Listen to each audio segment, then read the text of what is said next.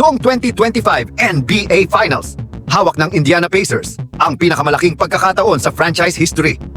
Pero sa Game 7, ilang minuto pa lang ang lumilipas, biglang bumagsak sa court ang superstar nilang si Tyrese Haliburton. Walang banggaan, walang foul, ilang oras lang ang lumipas. Kinumpirma ang pinakamasamang balita, torn right Achilles tendon. Pero para maintindihan kung bakit napakasakit ng sandaling iyon, kailangan muna nating balikan ang simula ng kwento niya. February 29, 2000, ipinanganak si Tyrese John Haliburton sa Oshkosh, Wisconsin. Lumaki siya kasama ang mga magulang niyang sina John at Brenda Haliburton. Hindi sila pamilya ng NBA players o sikat na athletes. Isa lang silang simpleng pamilya na buong pusong sumuporta sa pangarap ng kanilang anak.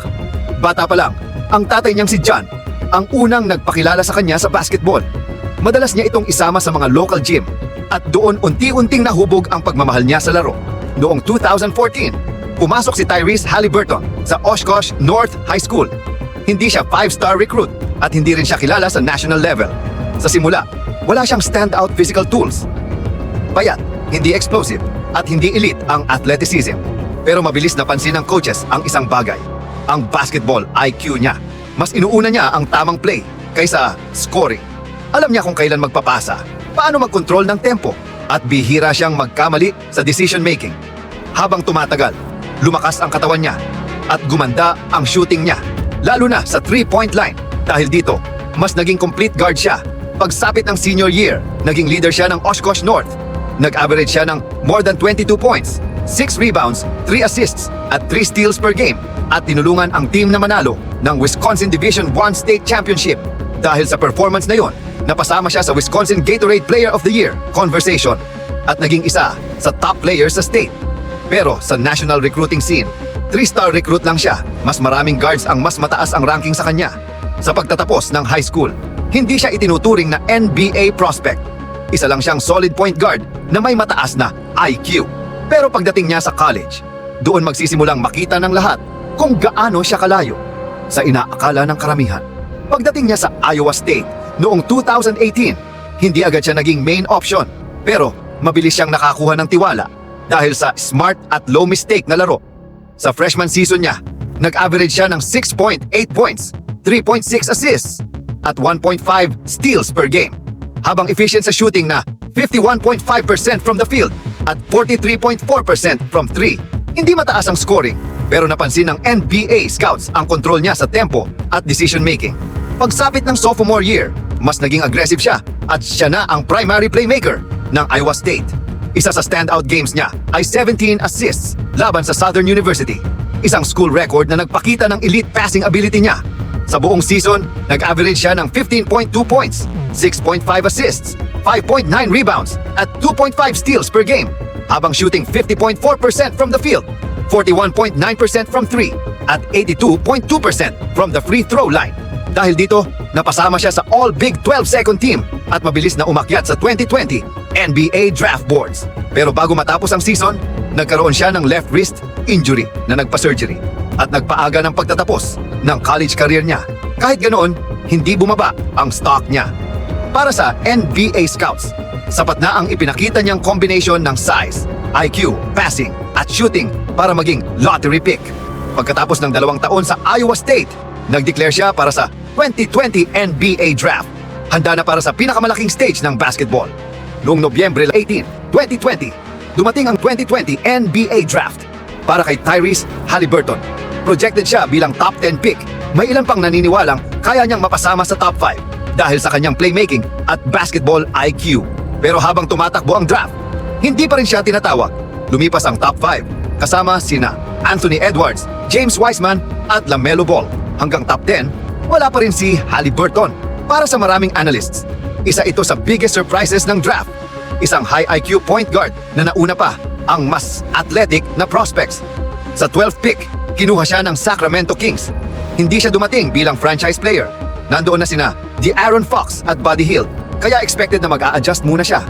Pero sa bawat minuto na binigyan siya ng pagkakataon, agad niyang ipinakita ang kanyang strengths, elite passing, smart decision making, at efficient shooting. Hindi siya shot-happy player. Mas inuuna niya ang tamang play kaysa stats. Habang tumatagal ang rookie season niya, mas lumalakas ang iisang narrative sa NBA. Mukhang steal ang Kings sa 12th pick.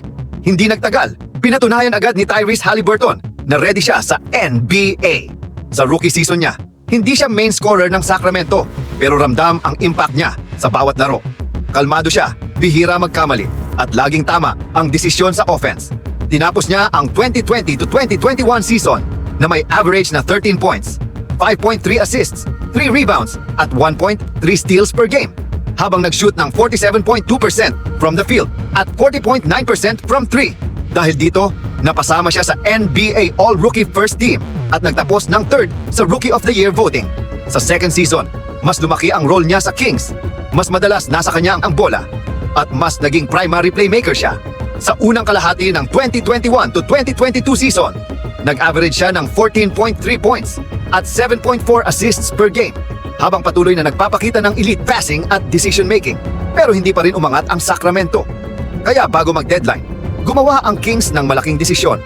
Noong February 8, 2022, ipinadala si Tyrese Haliburton sa Indiana Pacers kapalit ni Domantas Sabonis. Isang trade na ikinagulat ng buong NBA. Para kay Tyrese Haliburton, hindi naging madali ang trade, pero tinanggap niya agad ang bagong simula sa Indiana. Sa Pacers, binigay sa kanya ang buong kontrol ng offense. Siya na ang pangunahing point guard at leader ng team. Sa natitirang 2021 to 22 season, nag-average siya ng 17.5 points at 9.6 assists per game. Agad na nag-improve ang takbo ng Indiana offense. Pagpasok ng 2022 to 23 season, tuluyan siyang nag-breakout. Nag-average siya ng 20.7 points at 10.4 assists, habang naging NBA assists leader at napili sa kanyang first All-Star game. Pero hindi rin naging smooth ang lahat. Noong early 2023, nagkaroon siya ng knee at elbow injuries matapos ang isang awkward fall laban sa Knicks, dahilan para makapag-miss ng ilang games. Pagbalik niya mula sa injury, mabilis na nakuha ulit ni Tyrese Haliburton ang ritmo niya. Bago magsimula ang 2023 to 24 season, binigyan siya ng Indiana Pacers ng 5-year max extension. Malinaw na siya na ang franchise cornerstone at sinuklian niya ito ng performance.